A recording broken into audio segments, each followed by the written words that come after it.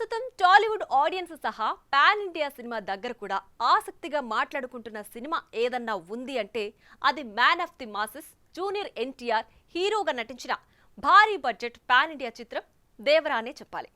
గత కొన్ని రోజుల నుంచి సోషల్ మీడియా సహా నేషనల్ మీడియాలో సెన్సేషన్ అవుతున్న దేవరా ఎన్నో ఏళ్ల తర్వాత ఎన్టీఆర్ నుంచి సోలోగా వస్తున్న సినిమా ఇదే కావడం, పైగా గ్లోబల్ హిట్ అయిన RRR తర్వాత వస్తున్న సినిమా కావడంతో దీనిపై అంచనాలు బాగా పెరిగిపోయాయి. ఇక ఈ చిత్రం కోసం అభిమానులు ఆసక్తిగా ఎదురుచూస్తున్న తరుణంలో ఈ సినిమా గురించి వచ్చిన ఒక ఇంట్రెస్టింగ్ న్యూస్ ఇప్పుడు సోషల్ మీడియాలో తెగ వైరల్ అవుతోంది. ఈ సినిమాలో ఎన్టీఆర్ కన్నా ముందు ఇంకో హీరోని అనుకున్నారని, అయితే ఆ సినిమాపై డౌట్తో ఆ హీరో మెల్లిగా సైడ్ అయిపోయాడన్న వార్తలు వినిపిస్తున్నాయి. మరి దేవరా సినిమాపై అనుమానంతో తప్పుకున్న ఆ హీరో ఎవరో మనము చూసేద్దాం. మా హీరో టార్గెట్ 1000 కోట్లు, అంత సీన్ లేదు, మరో ఆంధ్ర వాళ్ళవ్వకపోతే చాలు. సినిమాలో ఎన్టీఆర్ 3 పాత్రల్లో నట విశ్వరూపం. సెప్టెంబర్ 27న ఇండస్ట్రీ రికార్డ్స్ గల్లంతే.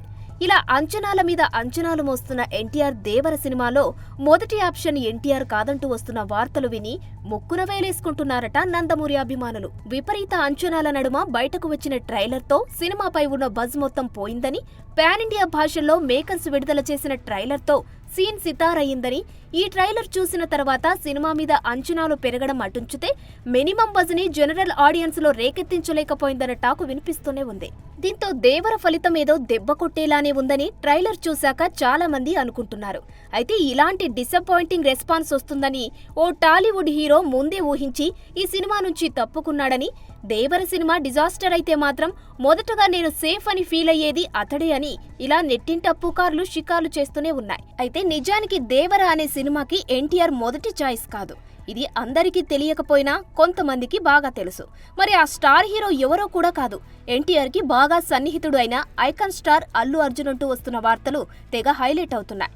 అయితే అల్లు అర్జున్తో ఈ సినిమా ఎప్పుడో 2020లోనే అనౌన్స్ చేశారు. ఒక కాన్సెప్ట్ పోస్టర్తో కూడా అల్లు అర్జున్ కొరటాల శివతో కొలాబరేట్ అవ్వడం ఆనందంగా ఉందని కూడా తెలిపాడు. పైగా ఇప్పుడు దేవర నిర్మాణ సంస్థ యువసుధ ఆర్ట్స్ వారితోనే ఆ సినిమా కూడా అనౌన్స్ అయింది.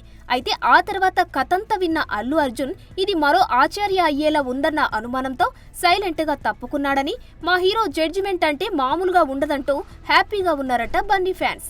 అయితే లక్కీగా ఆ సినిమా నుంచి మా ఐకాన్ స్టార్ అయితే నైస్ గా తప్పించుకున్నాడని, ఒకవేళ చేసి ఉంటే ఇప్పుడు ఎన్టీఆర్ ఎదుర్కొంటున్న నెగిటివిటీ అంతా అల్లు అర్జున్ ఎదుర్కొనేవాడని తెగ ముచ్చటించుకుంటున్నారట అల్లువారి అభిమానులు.